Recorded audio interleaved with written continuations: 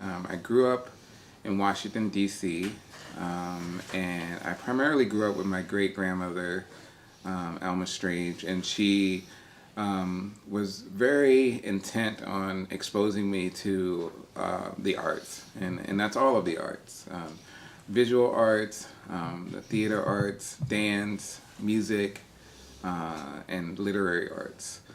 And you know, DC is actually very rich and wealthy with arts, and a lot of it's really free. And she was very resourceful in terms of like exposing me and taking me to those free events. So the arts have really been a part of my life for as long as I can remember. And so I came to the Twin Cities 25 years ago to attend McAllister College. Um, and I came to McAllister to actually major in political science and economics. But I had been a musician for a very long time. And, you know, at the age of 5, even that early, I knew that I wanted to be a composer. And so, you know, pretty early on in my first semester at McAllister, I knew that I didn't want to major in political science or economics. I really wanted to major in music. And so I did become a music major and then eventually added a creative writing major on top of that. And then, you know, after being in the Twin Cities for a couple of years, I began to explore outside of the McAllister bubble. I would go to the Ordway or go down to Orchestra Hall or go to the Walker or the Weissman to look at art. And you know, I really found that the Twin Cities also had a wealth of art. And the things that I appreciated about the arts in the Twin Cities were that the artists here were so willing to collaborate with one another, and it wasn't just between like artists of the same disciplines, but people were willing to sort of experiment and innovate interdisciplinary in that sort of way, and that was really inspiring for me. And so I became a part of the Twin Cities arts community and got to know people doing a lot of really cool and interesting things. Um, and so I've been doing music for 25 years as a performer, and more recently as a composer myself. I've worked for at least the past, I would say, maybe 7 years or so with choreographers, and have recently started exploring chamber music as well, and opera. I've just finished my first opera called Mother King. I did that with through winning the American Composers Forum Emerging Composers Award for Minnesota in 2015, and then I just won a Cedar Commission for 2016. And so I've been really focused on that and also community building. I've been a community organizer, working on like fair housing, against the marriage amendment, and getting the legacy amendment passed and things like that. And so the intersection between music and the arts in general and community building is really sort of the path that I've been on. And it's what really brought me to NEMA. I think NEMA is in a really good place, the Northeast Minneapolis Arts Association, in a really good place like institutionally, and it's ready to grow and expand its reach, to continue to support and promote the arts in Northeast, but do it in a more complete way, in a more inclusive way, which means not only in terms of reaching out to artists of other disciplines other than visual arts, because NEMA is primarily focused on visual arts right now, but recognizing the wealth of artists that aren't visual artists. There's a strong theater and dance, literary community here, and so we need to do more to support those artists as well, and that really has to do with community building and reaching out to those artists, and that's sort of my special skill I think that I bring to the job, and I think the board was really ready to make that shift. Since we've got kind of a luxurious amount of time to talk today, could could we go back and could you tell us a little more about your grandmother? Sounds like she was a big deal in your life. Yeah, she really was, and I mean I could say that my Cedar Commission piece that I just performed last Friday as part of the Cedar Commission and with 5 other artists was actually about not only my great grandmother but going back to my great great grandmother who was actually alive until I was 22. So I got to live with my great great grandmother, my great grandmother, my grandmother, and my mother. But I primarily lived my early years with my great grandmother, Alma Strange. And, you know, she had a big influence on my life, as I mentioned before. But she was also very strict and really focused on education. And so I took my education from a very young age, very important because of that influence on me. But she was also, you know, a community organizer. So even that part of my personality and the work that I've done comes from that.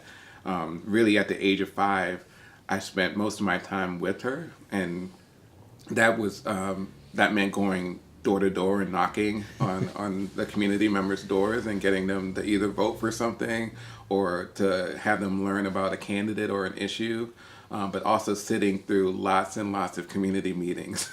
Me, little 5, 6-year-old, 7-year-old kid, was like I knew Robert Rules of Order like pretty well by the time I got to like student government and things like that because I was in all of those meetings, board meetings, community meetings, neighborhood association meetings. I mean, that was really a huge part of my upbringing.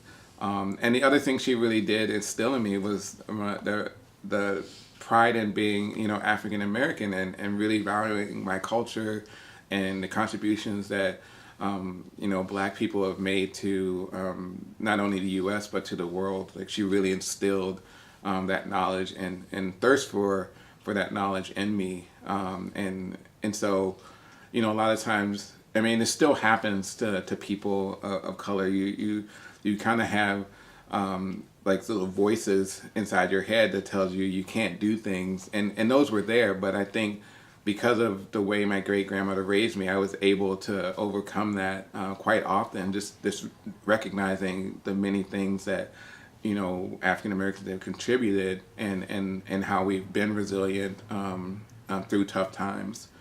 So she really did sort of instill those things in me. Yeah. It's really, it's unusual to have that many generations under a roof, or even, you know, to know folks going back that far. Yeah. Do you have a sense from that of kind of what your family carries?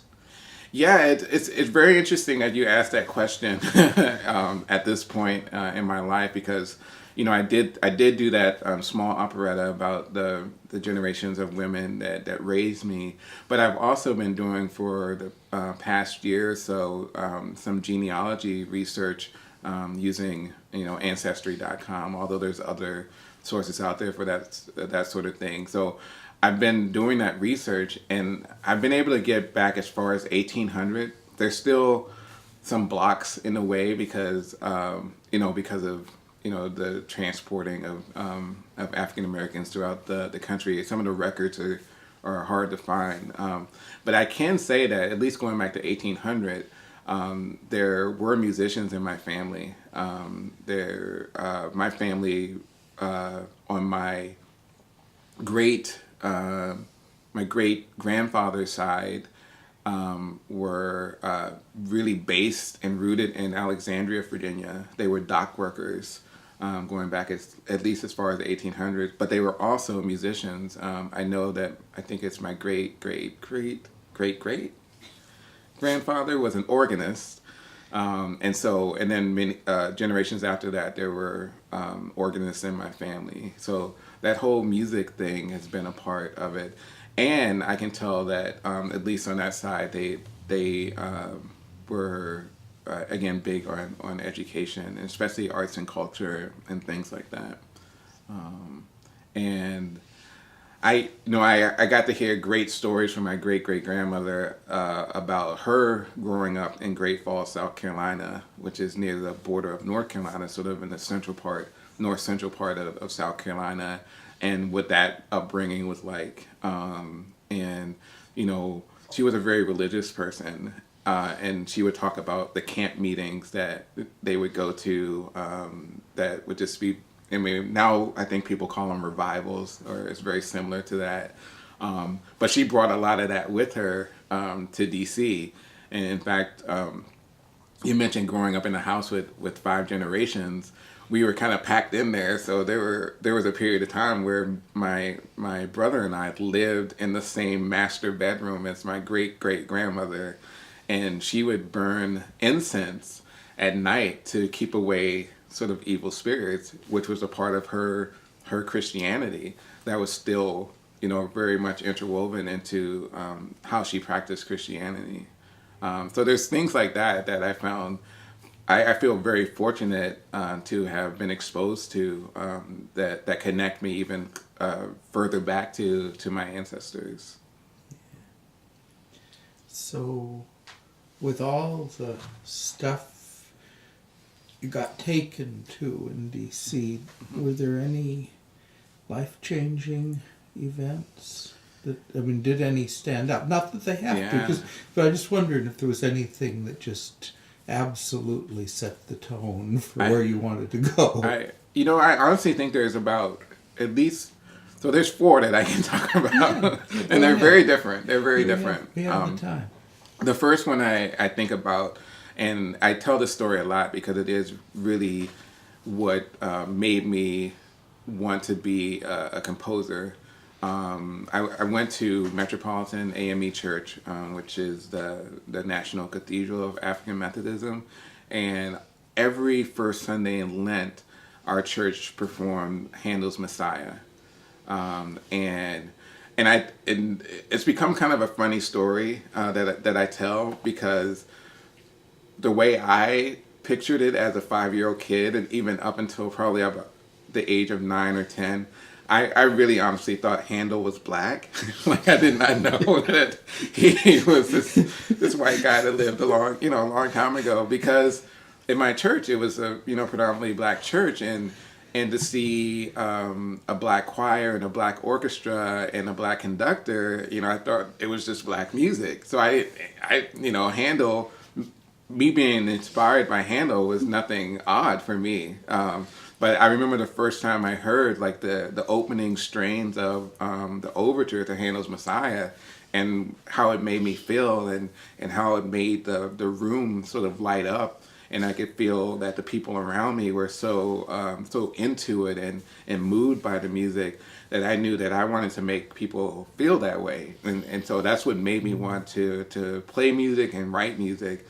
And so that was like probably the biggest moment in terms of arts that I got to experience pretty much every first Sunday in Lent until I came here to Minnesota.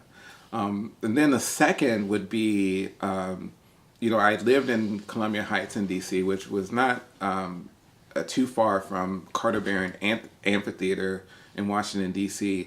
During the summer, the National Symphony Orchestra would play concerts at Carter Barron, and my great grandmother would take me to see those, and again, just the experience of hearing this really amazing orchestra under the stars in the summertime. This it was such a powerful experience. Again, it sort of reinforced that idea that the arts could be powerful and move people and make people feel something extraordinary. And so that's another thing.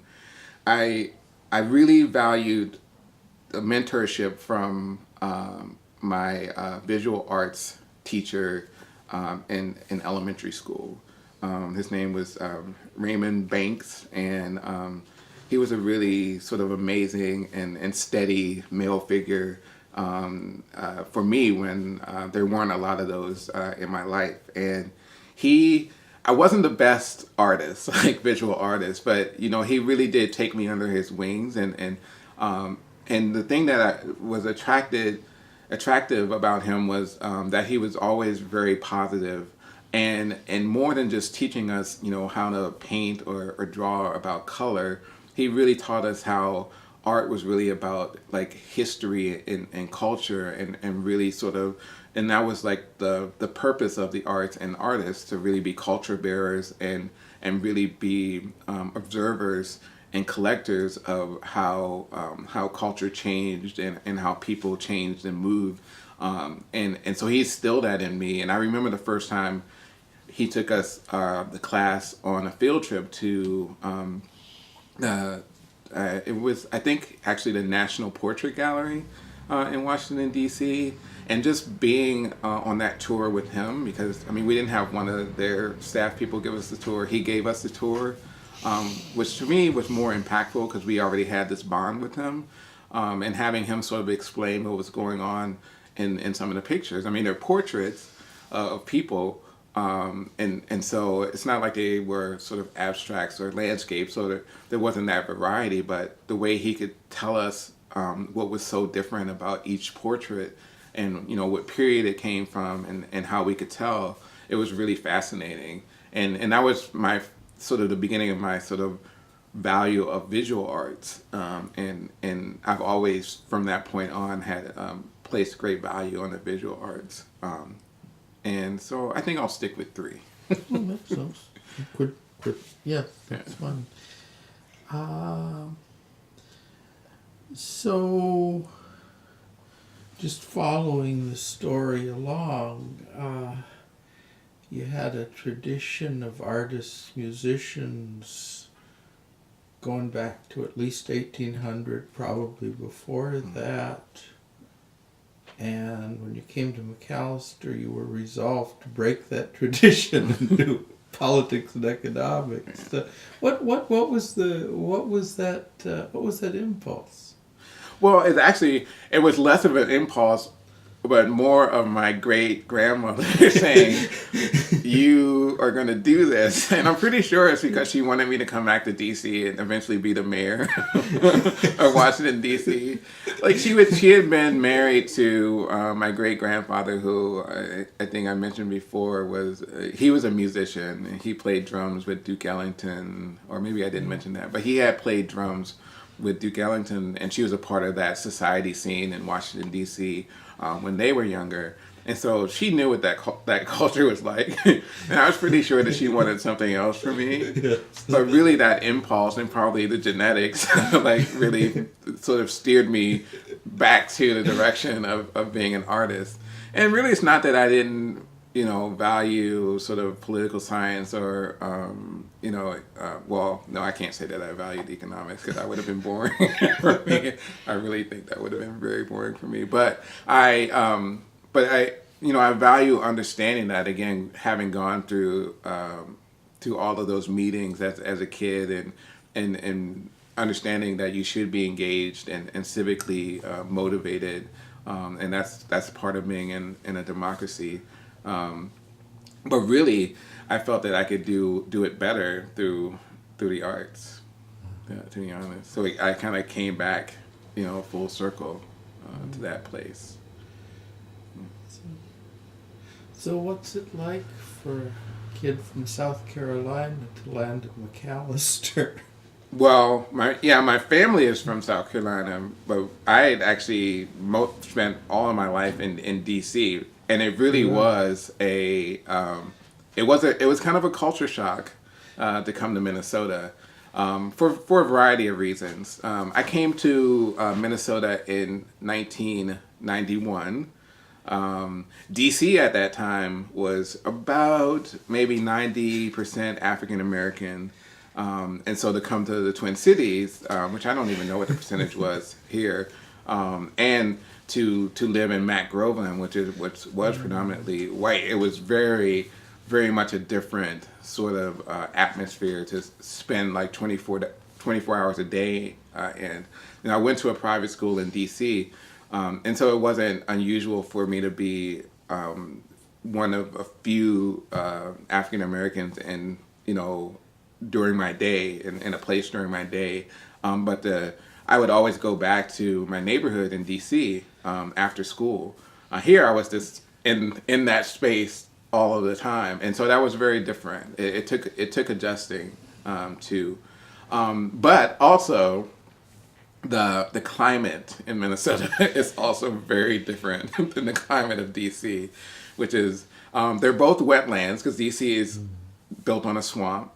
So the summers don't feel that different, and DC is much more oppressive in terms of heat than Minnesota. But the humidity and that stickiness that I found when I came here in late August was very familiar. That quickly changed though when I was taking the bus along Snelling Avenue to go pick up some groceries. I think it was October 10th. I remember the date because it was so startling to me. I was on my way back from the Rainbow on University, and I was looking out the window of the bus, and I was like, "Is that? That cannot be. Is that snow? Is that actually snow?" It's like October 10th. So I hurried back to the dorm. Went back in those days. We didn't have phones in our room, so I went to the hallway phone. I quickly called my great grandma. I was like, "You have to send my trunk of my winter clothes now. It's snowing today. We can't wait until November." And sure enough, I actually did need the really heavy stuff because that year on Halloween, we had the Halloween blizzard. And I was like, what did I do to myself? Why am I in Minnesota? My second choice of schools was the University of Miami in Florida because they had the best jazz program in the country at the time. And I was really kicking myself at the time that I did not go to Miami. But then it snowed again, really heavy snow on Thanksgiving, which is probably a little more normal. And then right when I was leaving to go home for Christmas, there was another big snowstorm, and I was just like, I don't know if I can come back to Minnesota. I don't know if I can take all the snow, but I did because I'm still here. Yeah. While we're on fields of cities, I just want to check in on DC because, when I go there, and I go there for like 10 days to poke around and be a tourist. The first message you get when you get off the plane is DC is a pie with 4 pieces. And you basically are safe in one of those 4 pieces, which is where also pretty much everything you'll ever want to see is located. Don't under any circumstances go to any of the other pieces.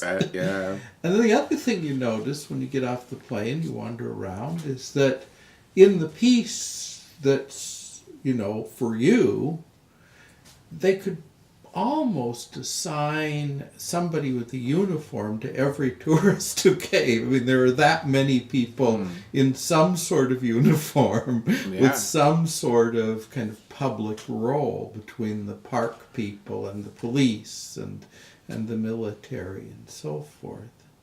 Yeah. So I'm always wondering, how does it feel to live? As a tourist, one gets kind of channeled, and in a very strange way in DC. It's hard to imagine, for example, anything like that being said about in other world capitals. So, how does it feel to grow up in DC? Yeah, it's a very different thing being a native Washingtonian than traveling. I go back about once or twice a year now, and I feel more like a tourist because it's changed so much. But as a kid, it doesn't feel out of the ordinary, and it probably feels more abnormal to go to other cities and not have it be that way. But I will say about sort of the quartering of the pie, it really wasn't that way in Washington, D.C. I think when you are a tourist, they really want you to sort of explore the mall area, which is where all the Smithsonian Institute buildings are, as well as the memorials, the national memorials and all of that, and the Capitol and the White House, and all of those things, which is, that's what that's for. It's like in New York, you probably like Manhattan. You want to hang out there, go to the Empire State Building, the Statue of Liberty, or things like that. But really, the truth about DC, even back then, now there was a period of time that was like were pretty bad, and even in my community in the '80s, but a lot of cities were experiencing the same sort of thing. But the richness of the true Washingtonian culture was not on the mall. All the great like food and things like that at that time, because there weren't that many like restaurants as there are now in DC, like in the downtown area. All the cool stuff was, I mean, there was cool stuff in Georgetown, and then maybe a few spots on Capitol Hill where those folks that worked on the Hill went to, but all the like really rich culture of DC was more uptown, or across the Anacostia River, in those areas of DC. And so, if you really wanted to experience DC, again, much like any city, like you needed to get out into the neighborhoods, sort of like Northeast. Like you may be tempted when you come to Minneapolis to stay in downtown and go to the Walker or go to the Guthrie. But if you really want to experience something that's really, truly, Minneapolitan, then you want to come to Northeast and see the culture that exists here, or go to South Minneapolis or whatever. But you want to get into the neighborhoods to experience the truth about a city, and that's one of the things that growing up in a city that's so much focused on tourism. It's one of the things that I learned growing up in a city like that. That when I want to go to a city, I'm not going to hang out in just the downtown areas. I want to go to those neighborhoods and find the unknown places, or the places that only those city folks like know, the people that are from there, the native. Take me to the native bar, like where Chicago. I want to go to the neighborhood bar. Cleveland. I want to go to where like people find the best chili or the best pastrami sandwich. I want to go to those places when I go to cities. And maybe that's because I grew up in a city where people were sort of relegated to just that tourist area. Yeah. So, how did you learn to be a composer? Yeah. I mean, I have great respect for music programs, and I mean, they care more than anybody except football about people actually learning what they have to teach. And the rigor of those things is astonishing. Yeah. But I also suspect that in the nature of things, you don't come out able to do an opera at the end of 4 years at McAllister. Right. So how does one get capable of doing that? Yeah. I mean, you mentioned that you don't think one like comes out of college or McAllister learning how to write an opera, which is true, because I went in thinking that I would write the next great American opera. And I mean, 20 years later, I'm finally getting to do my first opera. So, as I mentioned before, at age 5, I kind of knew that was something that I wanted to do, at least write music. I didn't really know what composition was, or how to go about that. We didn't really have. I was in the DC Youth Orchestra program starting at age 5, because I guess my great grandma saw how I responded to the Messiah, and I started playing viola in the DC Youth Orchestra at age 5, and I was a terrible viola player. Like, I tell you the truth, I as you can tell, I love talking about my great grandmother. But my great grandmother was I sat next to her in church for a number of years and listened to her sing, and she was absolutely tone deaf. So the music gene in my family didn't really reach her. It kind of like skipped over her. But even she could tell when I was practicing the viola that I was not a good violist. But in the DC Youth Orchestra program, you played string instruments or non-wind instruments until you were 9. I think at the time the prevailing thought was that kids need to develop their lungs more before they would start on wind instruments. I think that's changed, or the age is lower now. But you had to be 9 in order to play a wind instrument. I really wanted to be a trumpet player. I loved the shininess of it and how loud they were. But when I became 9, when I turned 9 and went to register, the trumpet class was full. So I was just like, oh, what's another shiny instrument I could play?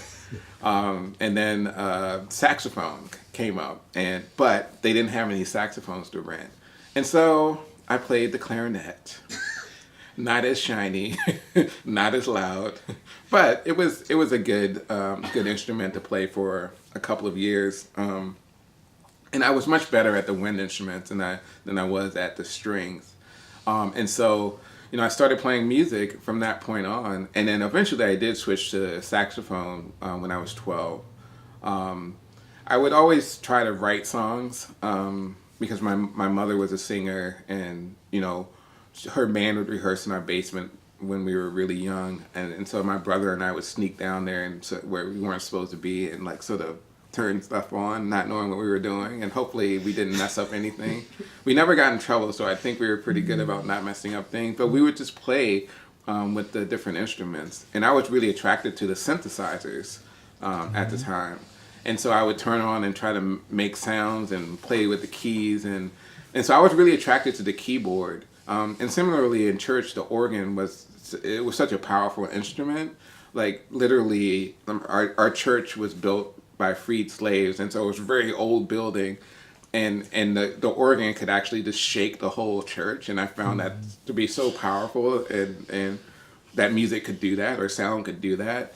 And so I was always attracted to sort of the keyboard instruments. And so when I was in middle school, a friend of mine just like saw me playing around on the piano, just plucking around, not knowing what I was doing, and Greg Pasianos. And he sat down next to me and was like, oh, let me teach you this song. It was a song that I've heard and probably everyone knows, but it was Heart and Soul. And up until that time, I didn't really understand chords because I played, the viola and the clarinet and saxophone for a little bit. So they were always single sort of line instruments. So I didn't really understand chord structures. But he taught me Heart and Soul, and that's chords. And I was like, oh, so that's how like chords work. And from that point, again, probably about the age of 12, I started trying to write songs because I knew how to write chords. So I could play a chord and then a melody line, and that's sort of how it started. And I still didn't really know what I was doing, and my songs were very simple, and I could probably go back now and grimace. I heard one of the songs I tried to write then. But you keep trying, and you learn more and more about music. I got a scholarship to go to the New England Music Camp in Maine for one summer, and they actually had a theory course there, and so I got a little more foundation, and so I actually started dreaming bigger about writing choral music, and I wrote my first choral piece in 11th grade, and it actually got performed for my senior recital, and that feeling was really amazing. And so I really got into choral music, and again, being inspired by Handel. I wasn't a great singer, so I wasn't going to sing it, but I knew I could get a choir to maybe sing my music. And then I had great mentors at Macalester. My advisor for my 4 years at Macalester was Carlton Macy. And he was a pretty amazing composer in his own right. And, when I started writing music, the critique was it sounded too much like cinematic music or movie music, as the senior said. The senior at Macalester told me.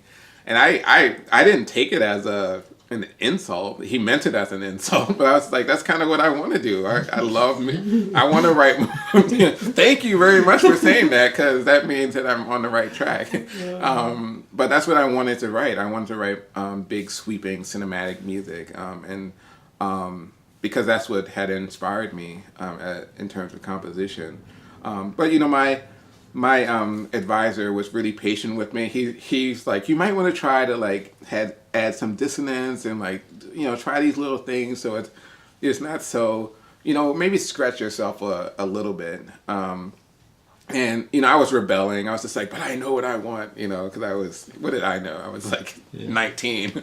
But then I joined the African Music Ensemble at McAllister, and under the tutelage of Soa Mensa, started to learn more about sort of rhythms and polyrhythms, and how to layer rhythms like that.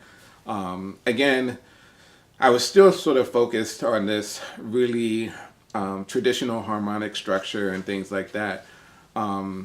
But the more I started to listen to other music that was happening in the late 90s, like electronic music, I started to sort of hear these things that would inspire me, and sort of change the way I thought about music. So I started weaving these polyrhythms into my composition, and having this repetitive patterns, which now I think I'm beginning to be known for. And it showed up a little bit in my senior capstone project. I wrote a Requiem Mass for my great-great-grandmother, who had passed away as I mentioned, when I was 22. And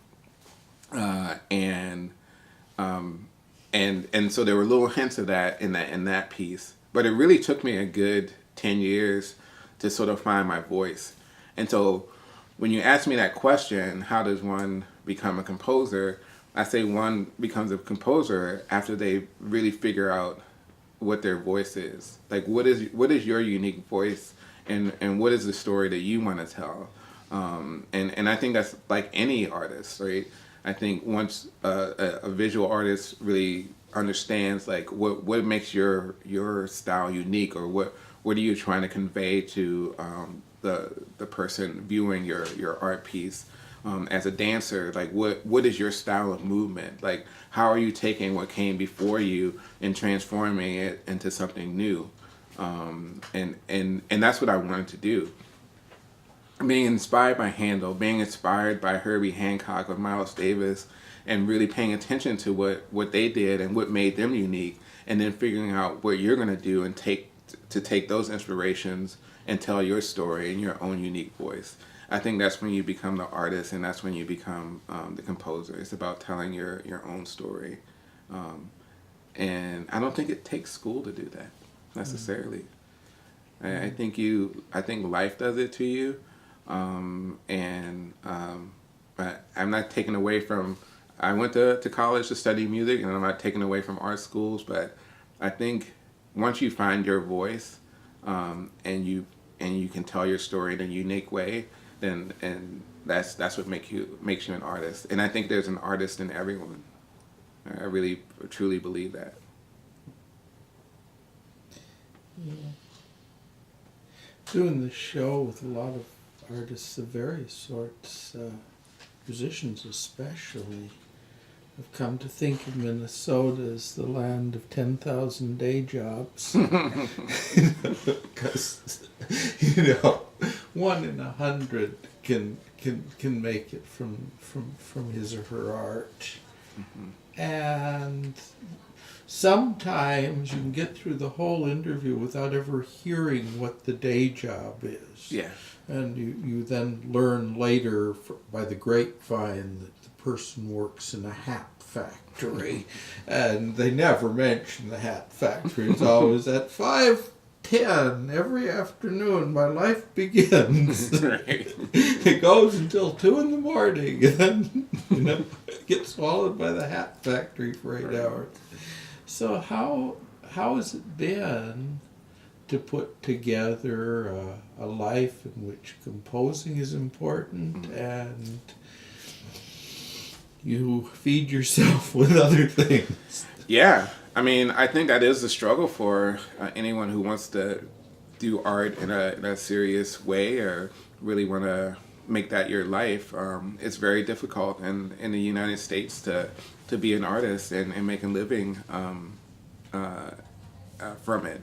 Other countries are much more further ahead than we are. So in Minnesota, there's been periods of my life where I have just tried to focus on doing art. And it's very, again, it's very difficult to make a living. Or I try to pick a job that's a job that is really flexible, that allows me to spend most of my time working on art, which is again also very difficult. For me, I've been sort of lucky in the past few years to have jobs that value my being an artist. I think the first starting in I believe it was probably 2012, where I was working.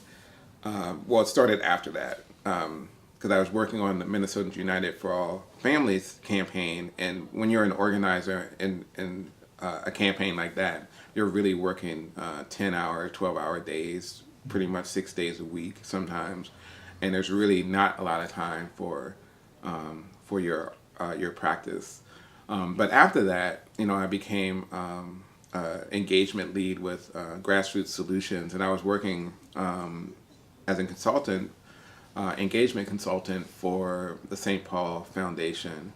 Now, I think Grassroots Solutions valued my creativity and how I did my work, so they understood that part of that creativity that came through in my day job was because I was an artist and I did have this artistic practice, and they were allowing me to be sort of my whole self as an artist because they saw that was actually making my work better during the day. That's a very unusual thing for an artist to find something like that.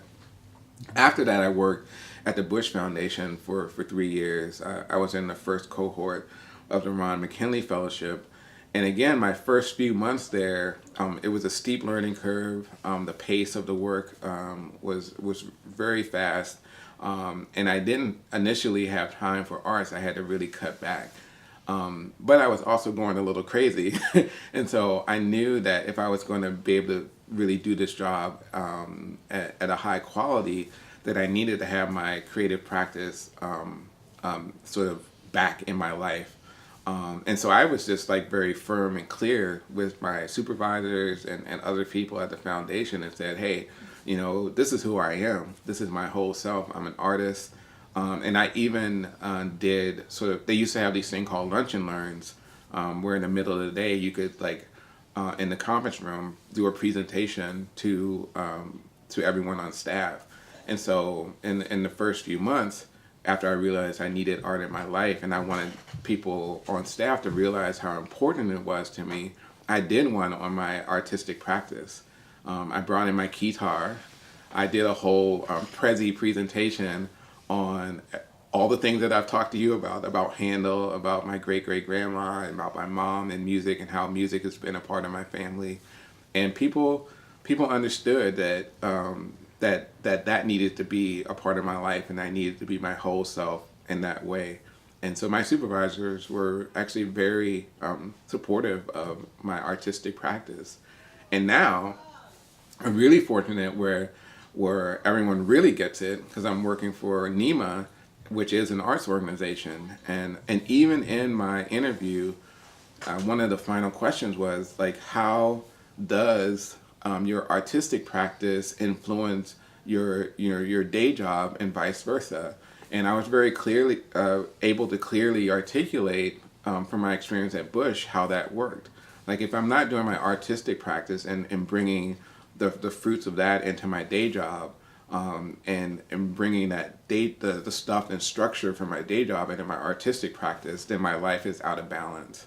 And so I feel lucky, and I know it's not as easy for other people to find positions like the one that I'm in right now. But I am very fortunate to be able to find that balance in my life where I do have the day job that supports my artistic practice and where my artistic practice feeds into my day job. Well, I know that running an arts organization is going to have a lot of different tasks and parts. Where's the part that's creative for you in the job you do, where you feel like all of your stuff is engaged? Yeah. I've been thinking about this a lot because one of the things as I was wrapping up my fellowship with the Bush Foundation, I was trying to think what my next step would be. And one of the things I had considered was actually being a consultant around like creativity and how to infuse creativity into sectors that may not value creativity as much as an artist does or an arts organization might. And the way I look at it is that, having that study of art and creativity in your organization actually always makes your organization stronger. And so, for me, all of my work is a creative practice. I think about my work as a community organizer being totally influenced by my work as an artist because as a musician, or I'll just start as an artist. As an artist, you're quite often an observer, and you're just really studying sort of the human condition and how humans behave or respond to different things, whether it's one another or environments and things like that. And then taking what you learn from that, and putting that into your work. As a community organizer, that's exactly what you're doing. You're studying sort of how human people in the community are responding to one another or working with one another. You're listening to their stories, and then you're sort of helping them sort of achieve their dreams or get their stories told. I have a personal mission that through my time at the Shannon Leadership Institute, I sort of wrote for myself, and then I think this was about 4 or 5 years ago. But my personal mission is to find the soul of the community and illuminate it. And I think that as an artist, that's what you're doing, and as an organizer, that's what you're doing. So when I'm building relationships between NEMA and community members, between NEMA and businesses, between NEMA and the artists who are the members or not members, that's creativity. I'm learning their stories, I'm hearing their dreams, and then as a creator, I'm trying to make their dreams come true, or I'm trying to make those connections that allow them to be the best people or live the best lives that they can live. And so that's all the creative practice in my mind. And I think that leaders, in order to be like true leaders, should think about their leadership as a creative practice. It's always about innovating and learning something new. And as an artist, that's what you're trying to do as well. You're always trying to evolve your art, get to the next level. And that's what leaders need to do in our communities, especially in our country. Right now, we're seeing leaders that lack imagination. And if they did have that creative practice, if they did view their role as creators, then we may not see ourselves in the situation that we are currently in. So, what's the soul of this community?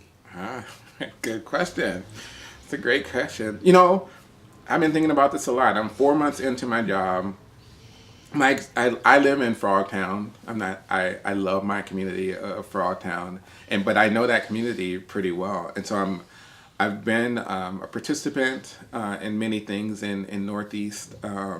I've appreciated the sort of the small restaurants that have been a part of the community in the past few years. I had always attended Art of World. I've been a participant in the band part, which I know is controversial, but I've been a band as part of Art of World, and I've also really supported a local artist in his live workspace. He has a show where he supports other artists every year in his home on his lawn, and I've been a part of that and supported that work. But I'm still getting to know like the deep history of Northeast. And one of the things that I think is really evident about the soul of Northeast is it's a community of makers. It always has been. When you look at the buildings that are now occupied by artists, and then now being occupied by brewers and other sort of businesses, those were all people making things. They were making maybe light bulbs or things for funerals at in the Casket Art Building, or or Wheaties, or things like that, cream of wheat, of the East Hennepin. But they were making things. It was a community of makers even at that time, and it's still a community of makers, right? Whether it's artists that are painting or writing books or doing theater or making music, it's still a community of makers, and that's the soul that I'm finding of Northeast. There is this pride in Northeast too, of being a Northeasterner and living in Northeast, and so that pride is also a part of the soul.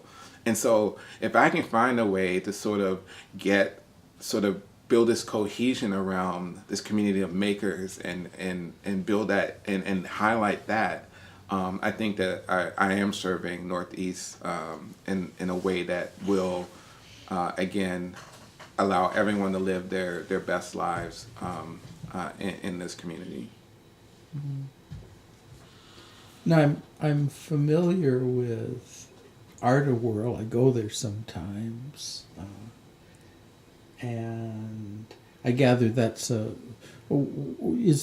sort of the major thing that your organization does, or Yeah. to what extent is the organization a support mechanism for Art of World, and to what extent is it something more than that? Art of World existed before NEMA. The artists that put together Art of World eventually realized they needed some structure in order to keep Art of World going, and so they formed NEMA again to do Art of World, but also to really support and sort of grow the artist community in Northeast. But Art of World is this huge, giant thing that's grown into a thing that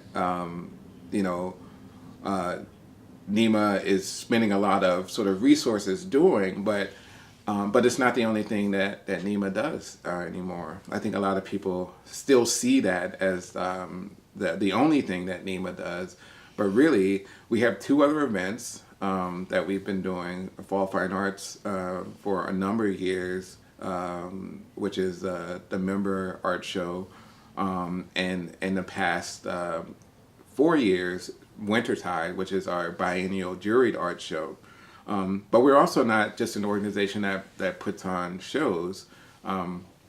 We actually are now growing to do professional development for artists, to actually help artists become better business people, to help them get into art shows, to help them make connections to people that want to buy their art as well. And then beyond that, when I look towards the future of NEMA, I see NEMA has been traditionally an organization that has been primarily focused on the visual arts. But I know through my connections in Northeast over the years that there are other really vibrant artist communities in Northeast that could be served by NEMA. Again, I'm a musician and composer myself, and I've had lots of collaborations with musicians from Northeast. I know, again, being here in this lovely bookshop and meeting Mary, that there's a vibrant literary community, and I know lots of poets, again, that live in the community that I've collaborated with as well. We have the Ritz Theater. We have a few dance companies, Bolaris, I think is one. But we have all of these different disciplines that exist in this community that could also be served by NEMA, and that's really one of the things that I want to focus on as executive director, is really building those relationships in a way that these other disciplines see themselves in NEMA, that they find a home in NEMA. Well, just as an outsider, walking through Art of World, I kind of got the idea that a bunch of the point of it is to make it easier for painters to sell paintings. Mm-hmm. that it's, you draw a lot of people Yeah. through, and they see comparatively stuff, and they can sort of say, well, this is the kind of thing I like. Yeah. And the atmosphere is sort of conducive to buying something. Yeah. So, I mean, do you think of your organization's job as largely or importantly kind of economic? Helping people to come closer to making a living from what they do. Yeah, absolutely. And that is sort of part of the mission, is to really contribute to the economic vitality of Northeast by supporting the arts, and again, thinking about our works of art programs, which is the workshops that we give. That we offer to our members. The whole purpose of that series is to give the artists the skills to connect to people who would buy their art, or get them in front of people that would buy their art through other shows and open calls and things like that. But really, it's focused on skills on how do you take a picture of your painting or sculpture in a way that actually really highlights the beauty of that piece, so someone will come to your website and say, hey, that's amazing, or how to sort of use a schedule, a Google Calendar schedule to really be able to lay out a plan to do mass production or things like that. It's really about supporting them as business people. NEMA really actually does view every artist member as a small business, as an entrepreneur. And so, yes, that is definitely part of the purpose. But we also recognize that that Art World can't be the only time that artist sells art, and shouldn't be. And that's why we're really focused more on a year-round supporting of arts. We'll probably in the next couple of years be overhauling our website again to make it easier to find the artists in their studios or their live workspaces or wherever they practice their art. We're going to expand the app that we use from Artworld. We had a specific app for Artworld, but why would we just have it for 3 days? Why wouldn't we have an app that works for artists and our members all year long, so people can just use the app on their mobile phone and find out when an artist studio is open, where they're going to be, and perhaps even where they're going to be showing next, or where they have a show up at one of the businesses in Northeast or elsewhere. So we really are focused on helping artists have a sustainable livelihood.